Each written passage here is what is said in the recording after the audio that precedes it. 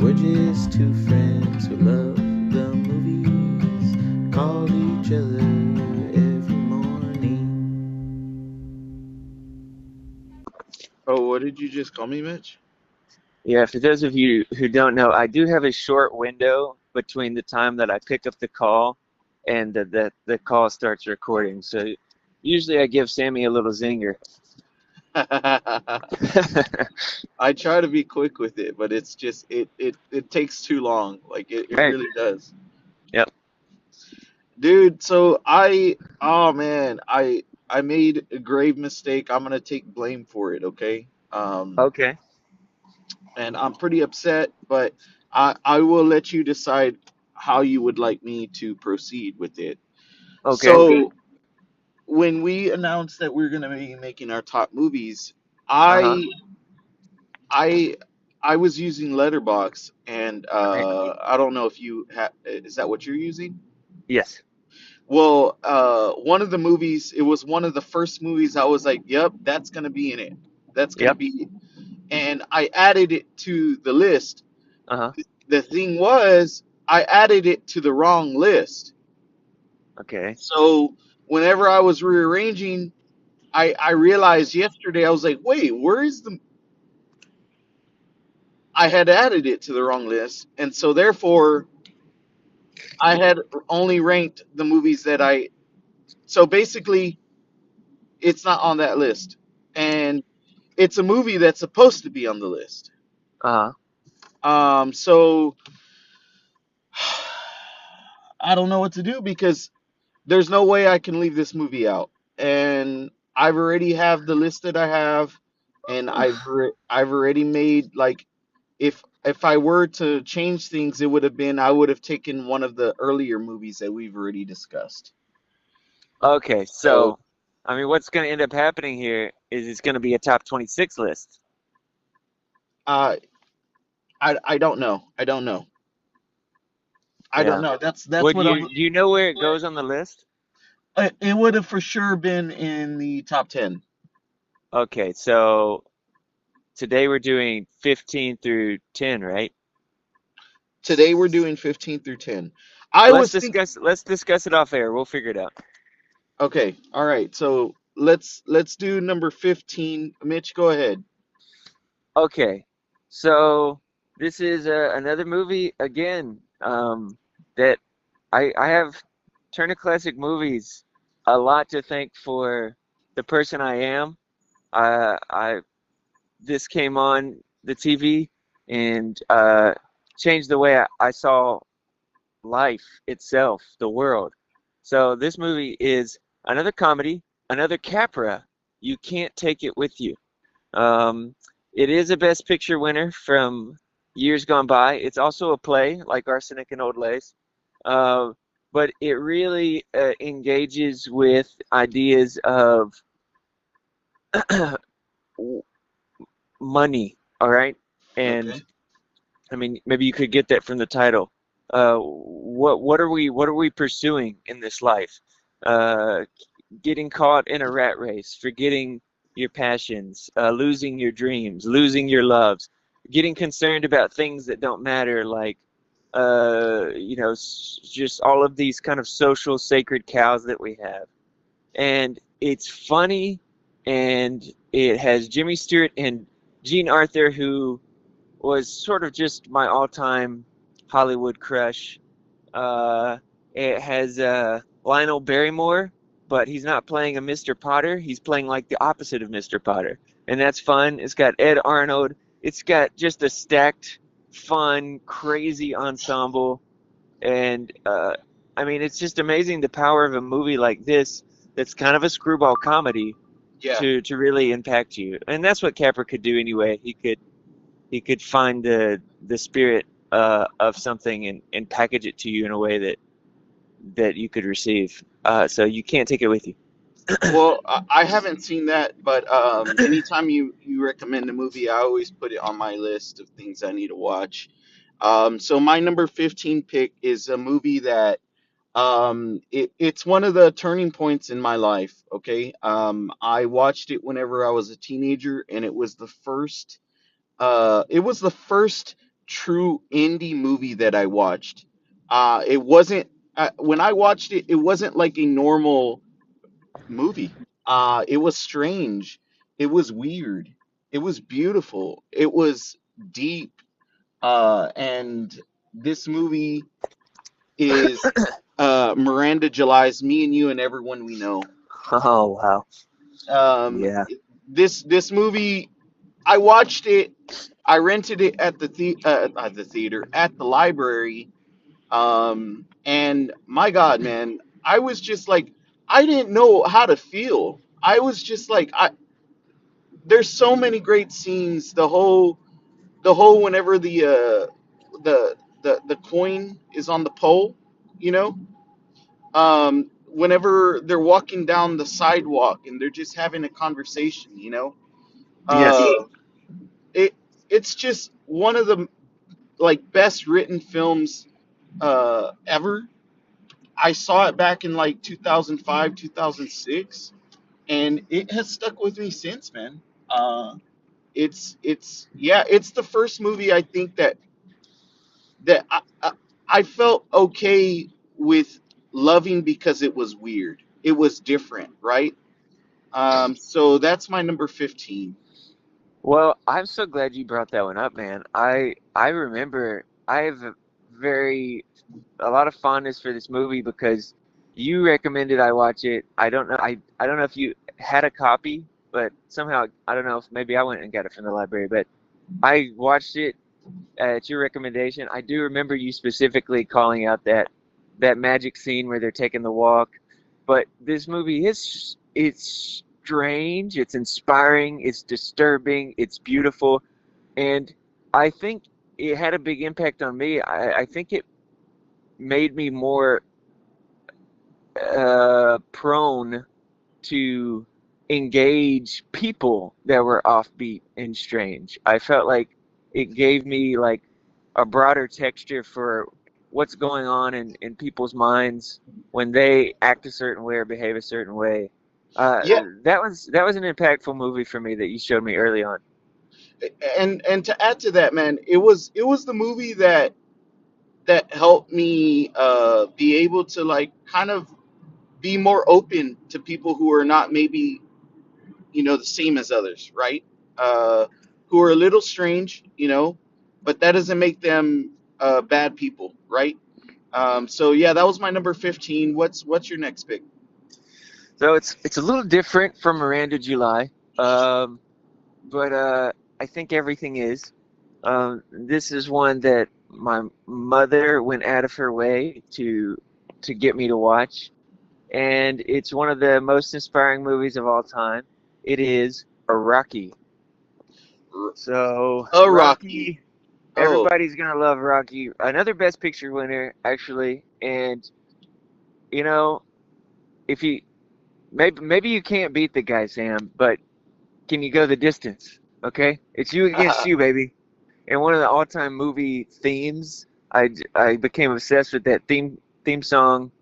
It just did everything that you know you want a movie to do in terms of just kind of showing you an ordinary guy gone hero. Yeah. So Well, yeah, I mean, what more can I say about Rocky? It's one of the most inspiring movies. I even think the story behind how it got made is is even inspiring. for sure. So yeah, I love that movie. A great sports film. My number 14. I saw this one later in life, and it made me be proud to be alive. It made me appreciate the little things in life. It made me look at people and look at different situations a little differently. It made me have a little bit more patience, even though I still need to work on it. But this movie was a life lesson that I needed later in life, and I still carry it with me. And at one point, it was in my top 10, but after thinking about it, you know, I chose other movies that have been with me longer. So my number 14 is Ikuru. I'm not sure if you've seen Ikuru. Oh yeah, and I own it. Yeah, there you go. So Ikaru is, I mean, like I said just now, it's one of the more moving films that I've ever watched in my life. It's just a major accomplishment. I would compare it in many ways. It reminds me to the recent Perfect Days, uh, that was my number one film of the year for I believe 2023. But yeah, I love Ikaru. It's yeah, one of the greats in my opinion. I was listening to Theo Vaughn talk to Miles Teller, and Theo was like, "If it's it makes you think like if you die," and Miles was like, "No, no, no, there's no if. You're gonna die. Yeah, you gotta you gotta remember you're gonna die. Memento mori, and do something. And it doesn't have to be the something that maybe the cinema tells you it has to be even. Yeah, It doesn't have to be tearing down the Berlin Wall. Could be that was a but weird kind of random historical example, but no, no, uh no, you're good. I mean, to add to that real brief, to do another uh, little route right there. He was talking about his new movie Eternity, right?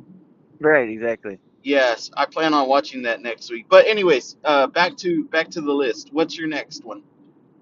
All right, my next one is not so inspiring, but certainly weirdly relatable. One of the more melancholy movies that you're liable to see, and just a movie about brief encounters. It's not Brief Encounter, but a movie about brief encounters and how impactful they could be.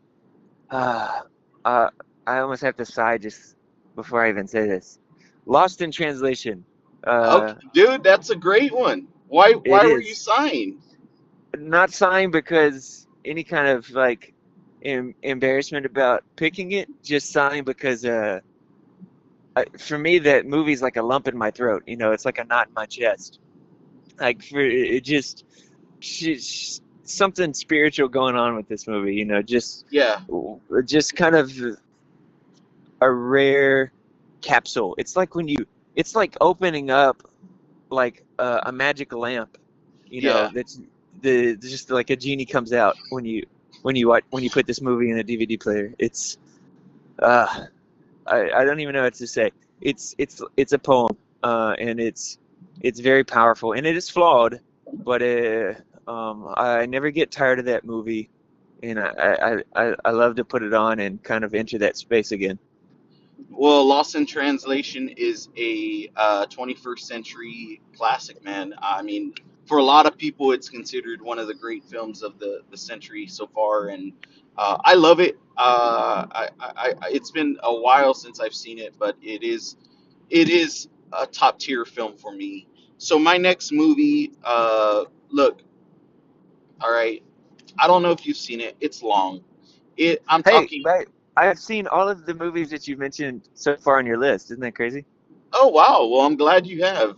I don't know if you've seen this one. This is probably the first one you haven't seen. Okay. All right, let's do this. Uh, this movie is nearly 4 hours long. This to me is my Godfather. Oh, This to me, I think, like it passes Godfather one, Godfather two. This for me is the true great gangster film of all time, and Godfather 3.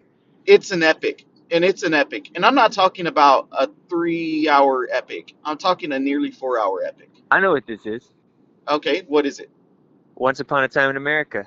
Yes, indeed, it is. Once Upon a Time in America. Let's Have you go. seen it? It's another one that I'm pretty sure you pressured me to watch back in high school, that I got from the library. Oh, you did watch it. Yeah, and one of the I would say one of the just point blank saddest movies I've ever seen. It is very unsettling. It's very sad, but man, it oh god. This movie, I love it. I love it. Sergio. Yes, Sergio Leone.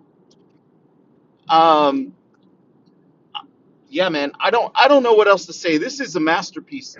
in the gangster genre. Oh Th- wow, yeah. This is a movie. This is a big movie, dude.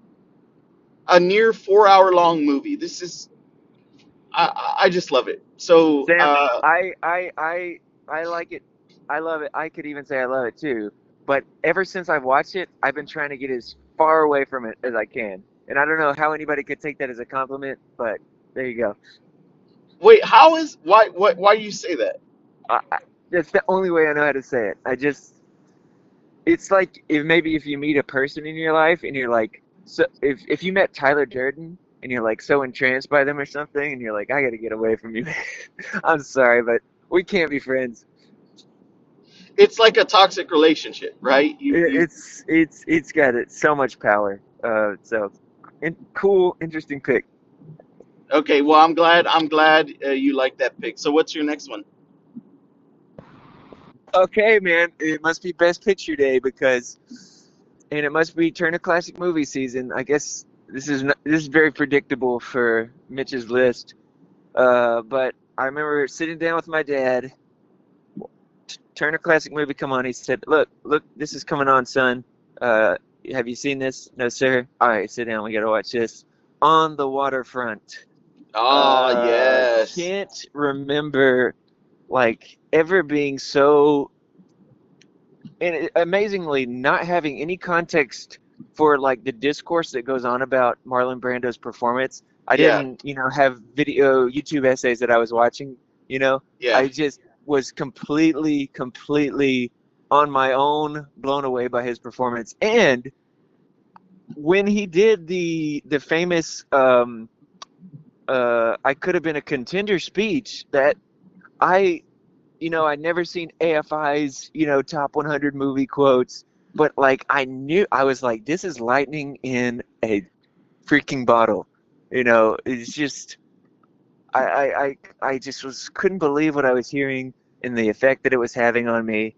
And just the ending of that movie, this guy's, him standing up to Lee J. Cobb, that's his name, I think, that actor, just so riveting and, yeah, just knocked my block off.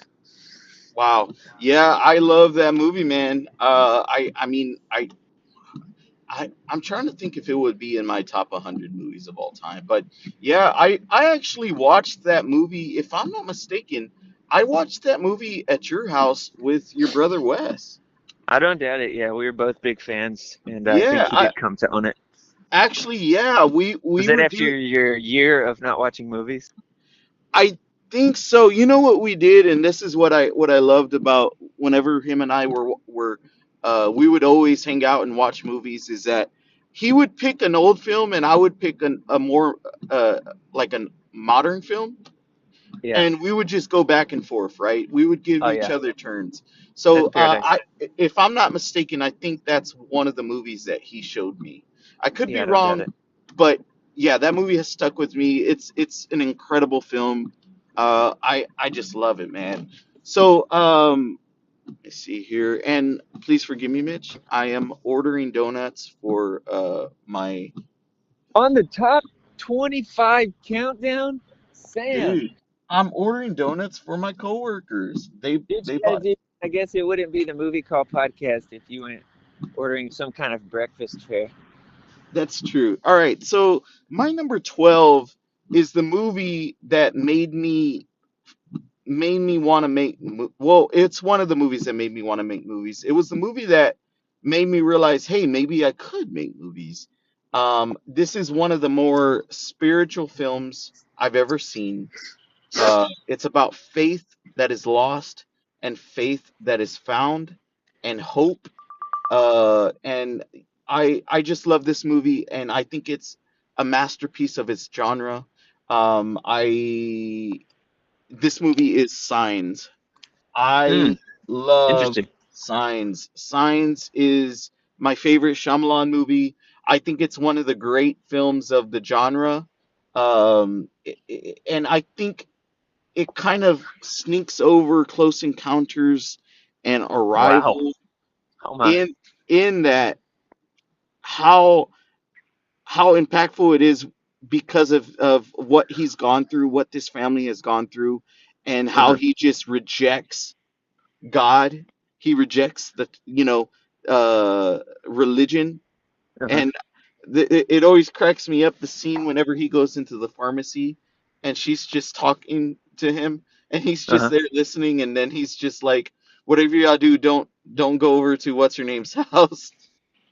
It This movie is so funny, and I know it's not perfect, man, and I'm not gonna make an excuse of why I love this movie, but Good. it's stuck with me since I was a little kid. There are scenes, especially the scene of the alien on top of the barn or the house, that just, dude, to this day they frighten me. Um, I love it. So that's my number 12 pick, and I'm right behind a car who is ordering some donies. Some So Mitch, donies. go ahead. Okay. Well, this will represent the first overlap on our lists, I think. My last pick of the day will. And it is Star Wars. And like you, I went ahead and point blank went with A New Hope. Uh, I I used to always say Empire was my number one, but over the past several years, the more I watch New Hope, the more I realize this is the one I want to keep watching. This is the Hello. perfect adventure movie, and then I lost them. Can I get the donut hose, the 24 count assorted? Yes. Is this the Moss Isley Thank Donut you. Shop?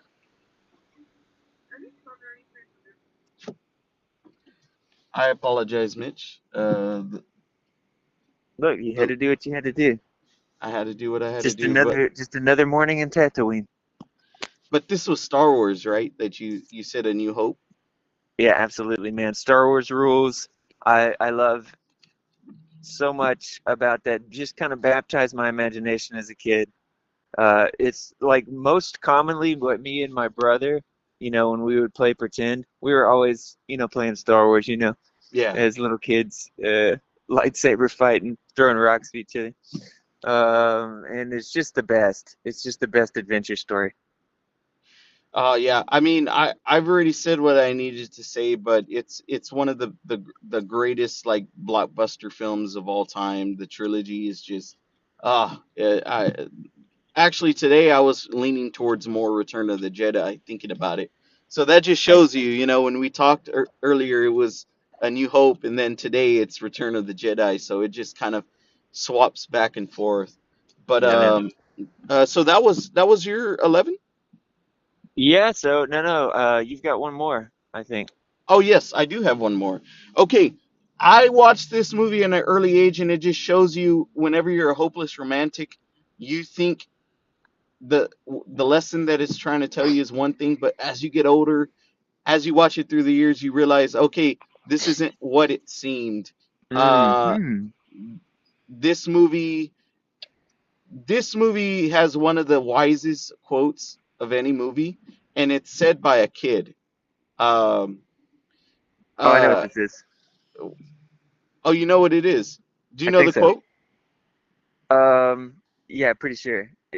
Tell me the quote. Let me see if you Just because you have the same interest doesn't mean she's your soulmate or something like that. exactly. Yep. This Chloe movie Grace is Moretz. yeah. This movie is 500 Days of Summer.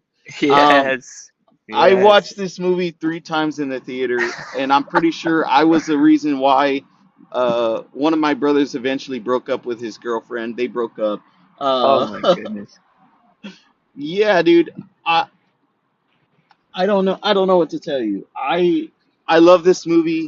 When I first watched it, I was like, man, this is like one of the more unique romantic comedy movies I had ever seen.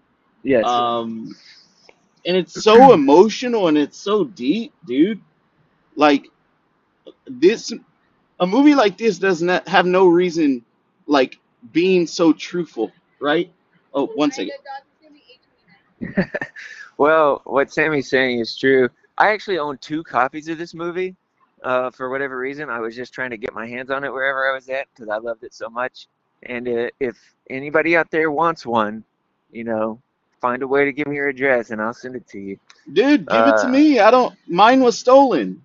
All right, coming right up, dude. I'm gonna send it to you here in the next couple of days.